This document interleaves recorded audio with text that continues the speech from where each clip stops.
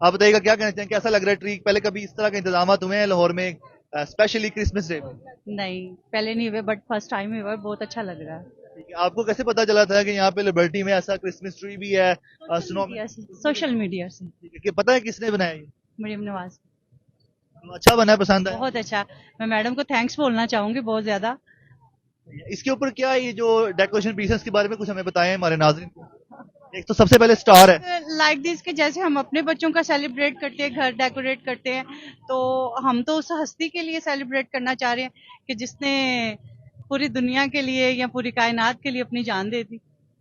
तो बताइएगा कि यहाँ पे आप लोग सेल्फीज ले रहे हैं, यहाँ पे सब लोग इकट्ठे हो रहे हैं, तो यहाँ पे कोई मिठाई का, मीठे का, कोई केक कटिंग, ऐसी कोई सेलिब्रेशन चल रही? दिन भर क्या एक्टिविटी है आपकी? केक कटिंग तो ऑब्वियसली चर्चेस वगैरह में या अपने घरों में करते हैं, बट ऐसा होना चाहिए